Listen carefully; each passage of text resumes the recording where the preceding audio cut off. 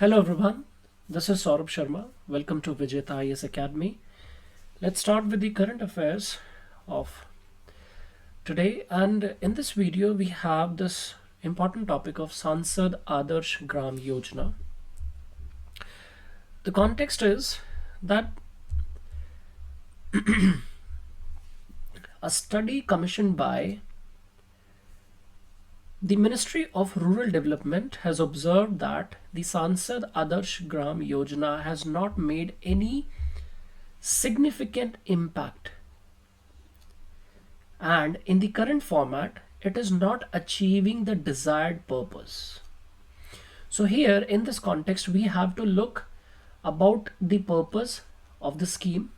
What is this Sansad Adarsh Gram Yojana all about, and the impact it is talking about, what its objectives were and its impacts have been, and if it did not make any significant impact, then how can we change the situation, or how can we make it an impactful scheme.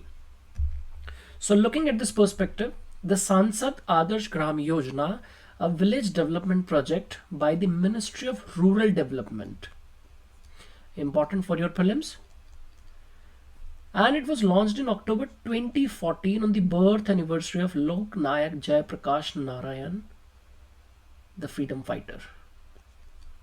It was on the birth anniversary, right? Now if we say about this scheme, that what is this scheme about, this Sansad Adarsh Gram Yojana. So since this is a village development project which was launched in 2014 on the birth anniversary of Sri Lok Nayak Jai Prakash Narayan. Now Sansad means parliamentarians, Adarsh means ideal, Gram Yojana, that we want to make our villages structurally and institutionally well, perfect, where the ideal scope of developments in different fields could be brought in, and the overall perspective, from the perspective of development within the villages, could become a reality, and the people living in the rural area feel themselves empowered because of their accessibility to different forms of development, availability of resources, connectivity, self-reliance, scope of enhancement their skills, and whatsoever. So what was the goal about the scheme is that under this yojana, parliamentarians or member of parliament are responsible for developing the socio-economic and physical infrastructure. The socio-economic, the institutional infrastructure, developing physical. So it means socio-economic and physical infrastructure. Physical that we see, and socio-economic means between the classes, caste and communities, and economic means that the infrastructure related to the generation of employment, health infrastructure, education, connectivity and financial activities. Everything can be taken a overall perspective within this context. Now that under the scheme, 3 villages each by 2019 and a total of 8 villages by 2014 would be developed. So that means a total of, looking in the year 2022, 8 villages would be developed till 2024 under the scheme, and the village is being adopted by the parliamentarians who are Lok Sabha members, Rajya Sabha members, or nominated members or independent members whatsoever. Now the objectives is to sustainably improve the standard of living and quality of life of all sections of the population through improved basic amenities. Basic amenities means water, sanitation, health, education and rural roads and basic connectivity. Higher productivity. If everything is consolidated and everything is implied, so it means that higher productivity will be expected, because the better health prospects will bring the more life expectancy, the lesser expenses on the health related or disease related expenses, and better livelihood where the infrastructure is good, connectivity is good, information passing is good, and the skills within the people is also good. So then definitely the livelihood opportunities will come. So overall, the availability of basic amenities, higher productivity, and livelihood opportunities will make the standard of living and quality of life of the people in an efficient manner. Now, to generate models of local level development and effective local governance, local level development and local level effective governance, which can be motivated and inspire neighboring gram panchayats to learn and adapt. So here it means that the development in the adopted village will be carried out in such a way that it will reflect the effective local governance system in that village, and the neighborhood and locality around that Adarsh village will get inspired and motivated, and they will adopt the same methods and concepts to be implied within their gram panchayats, right? This is the meaning.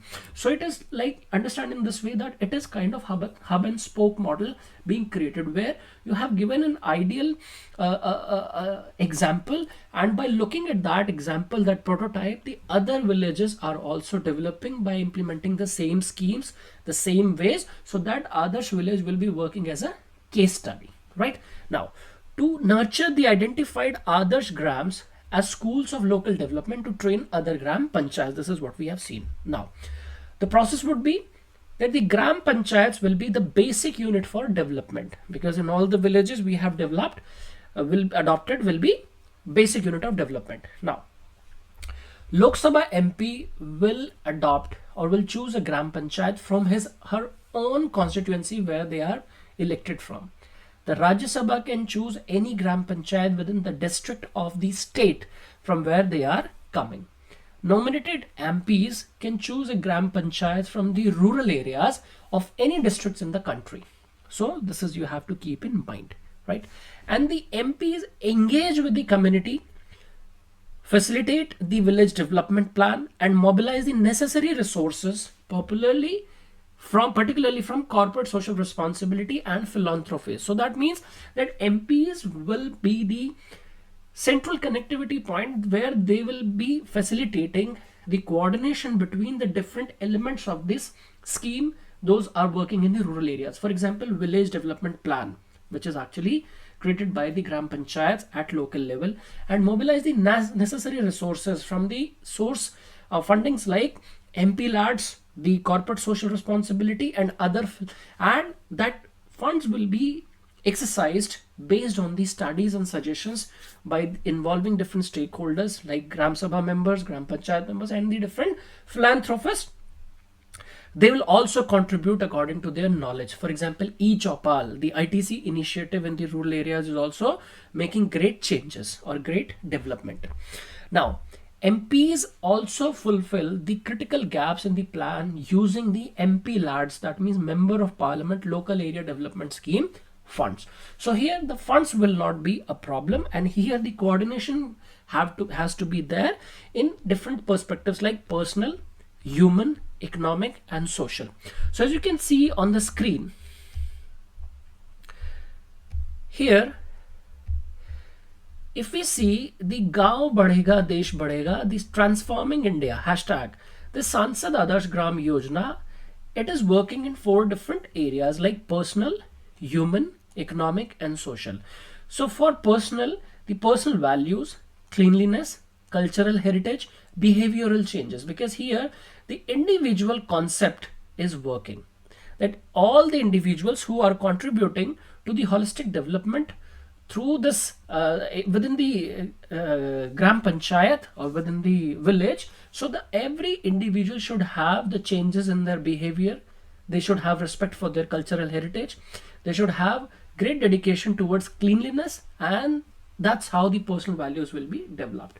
Then here in the section of human, we have education, health, nutrition, and social security. So this is basically working on the paradigm of improvement. That is the education for the individuals, health for the individuals, nutrition for the individuals, and social security. Economic, that means the collective targets we are talking about, the skills, livelihoods, financial inclusions, and basic amenities and services. Livelihood, here we are somewhere taking the references of MG Narega.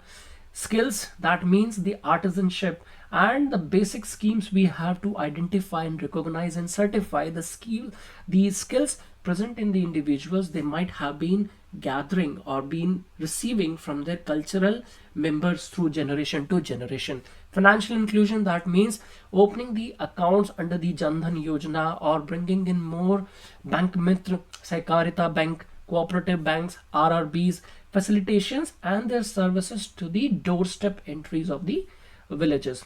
Basic amenities and services, we have this all the basic infrastructure which is related to the communication, which is related to the transportation and all those aspects.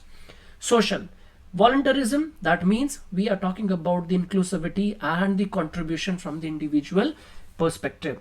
Social values and ethics, that how the code of conduct is developed among the society, within the communities, where the respect for the women, the care for the elders, the care for the respect for the transgenders, other vulnerable sections is developed, and the people's motivation to save upon the environment, to save upon the water, to save upon and to get themselves in the organized sectors, and like for example, to motivate themselves for the organic farmings and all those things which are actually contributing towards the societal values.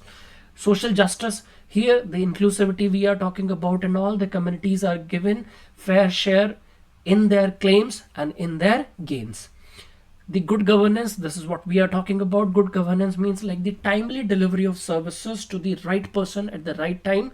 This is all we are talking about. So here if you see that overall we are giving a great strength, great focus on each and every part of the humans as an individual or as a member of collectivity and within the social infrastructure, by facilitating and providing them all the things they need. They can develop on their own, or they need certain external help so that they can actually develop then again on their own. So this is basically the 4 pillars we are talking about. Now, what are the challenges this Ministry of Rural Development has been saying about? That what are the major findings they have given, that how do they conclude that the scheme is not being working well. Now, some of the points they have mentioned here in this context is, they say that the low selection of panchayats, that means since the launch of the scheme, only about 1800 roughly about 1800 plus gram panchayats have been selected across 5 phases, with only 7 in phase 5. That means that only 1800 odd gram panchayats have been selected so far by the member of parliaments since the launch of the scheme since 2014, which is very less within the respect of number of gram panchayats we have, because we have somewhere about almost around 3 lakh approximately gram panchayats in India, and just 1800 odd gram panchayats have been selected so far. So it is basically working at very slower pace. Next, the lack of interest in funds. Generally what happens is the member of parliaments do not get time to get personally within the adopted villages, or model villages under the scheme are hit by lack of interest by the member of parliaments and the delivery and availability of fundings for the intended projects initiated in the Adarsh Gram Yojana. And in this SAGY villages, the MPs did not give any sufficient funds from MP LADs, that is Member of Parliament Local Area Development Schemes, because generally what they do, they spend that within the urban areas, but the villages are located in the rural setup. So generally that fund is not segregated or divided equally or rationally. For example, in Arod village of Khandwa district of Madhya Pradesh, out of 118 activities in 2014, only about 60% have been achieved and rest are pending due to lack of funds. This is just one example I'm just saying you in this entire explanation of story. Now, the lack of political will, because sometimes what happens, the lack of motivation to keep those investments, to keep those schemes carried on. So that political will is not there because the concept of his AGY has not percolated down to the field officials due to lack of accountability and political will. Because unless the parliamentarians are going there personally and taking keen interest and talking to the members involved, talking to the officials involved, and take their timely development reports, by the time no positive results will be issued or will be coming up. Now, issue with declaration. Even villages declared as Adarsh Grams in some districts were found yet to be declared open defecation free or defecation free villages. So it means that sometimes the issues with the declaration is not transparent, it's opaque, or sometimes the information is misleading or is not up to the mark. Limited impact. That in some cases where MPs have been proactive, some infrastructure development has taken place, but the scheme has not made any perceptible impact. So it is limited impacts because MPs hardly get time to get involved personally within those tenets. Now, the convergence between the MG Narega with the MP LAD, since MG Narega is a mechanism that can actually ensure 100 days guaranteed employment to those who are voluntarily, or to those who are actually taking a claim, seeking a claim, or asking for the job or the work at basic minimum wages. So here it's the thing that the funds are not utilized and not combined, and this MG Narega and MP LADs or this scheme are working separately, where the MP LADs fundings are going there, but there is no convergence. Hence, it could be that skills are provided under MP LADs, and those could be provided with the work. Those people who attain these skills could be provided with the work from the MG Narega pool. So that's how this contribution can be made, but there is still a combination lacking, or a lack of joint working within those two schemes working in the rural setups. Rural roads. The study expressed concern over the quality of roads constructed under scheme of state governments and maintenance of rural roads under Central Pradhan Mantri Gram Sadak Yojana. So here, when the basic infrastructure, that means that ensures the connectivity, it's not at all good, then ultimately the other elements of development will not reach to the place. So hence the connectivity is an issue in the form of rural roads, because the state is not showing the proactive participation in the changes. Now, what are the recommendations what generally Ministry of Rural Development has or probably could do within this context is that need to enhance impact. We need to enhance the impact. The report recommended that the Ministry of Rural Development may review the scheme for enhancing its impact from time to time. There could be quarterly reviews, there could be half-yearly reviews, and this consistent review actually brings and ensure the accountability of all the members, of the officials, and all the responsibles working for those betterment of this Adarsh Gram Yojana schemes. And parliamentarians must be made to give the written statements in the form of affidavits that how many commitments have been achieved so far. That's how this accountability of the impact must be ensured. Then there must be uniform norms throughout the country. That what happens is because like this villages are coming in the district within the state, so that sometimes the state has different rules, different laws, different policies, different acts for different aspects. But here it could be when we are making, then it must be an idealized situation to understand the local setup, and that ideal principles can basically adopt or can take utilization of the locally available resources in the local setups based on the local cultures and understanding, so that people can adopt it very well, because the cultures in the country are different, the language is different, the way of life is different in many parts, especially in the rural areas where tribal population is also living. So here the studies must be based on the local setup, but whereas the broader principle can be utilized. For example, national rural road policy that will work absolutely uniform in all the ways. The health structure that will work uniformly, but according to the need of the demographic profile where the Adarsh village has been adopted. This is what we are saying. Additional funds.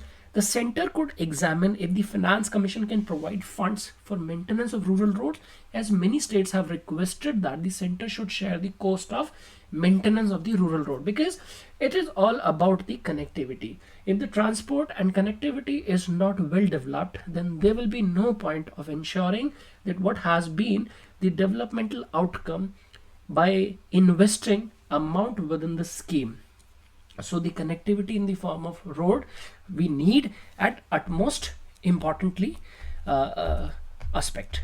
Now, so within the overall perspective, what could be the way forward if we talk about this? Is how we have discussed this report, but now what could be our suggestion, our perspective? So the vision behind, if we talk about the evolution of Sansad Adarsh Gram Yojana village, was to create a model village, as we have seen, in the form of personal, human, social and other aspects.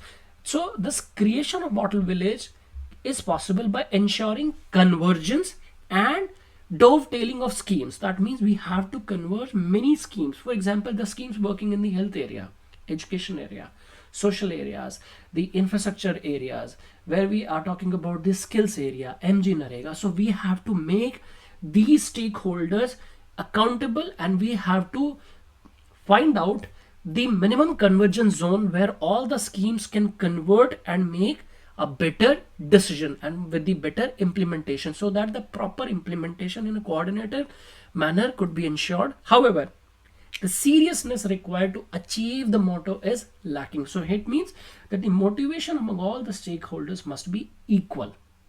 And the most important thing in this area is that member of parliament has to take the utmost keen importance for the betterment, implementation, coordination, exercise, execution of this scheme at individual level, and probably the member of parliament's progress or his outcome or his goodwill can be assessed in that how good has he acted within the villages, and how proficiently he got the work carried out within the villages they adopted. So that could be their report card kind of thing. That means assessment must be ensured. This SAGY gives focus to community participation and social mobilization of the village community, can trigger a chain of other development activities in the village. So this social assets or social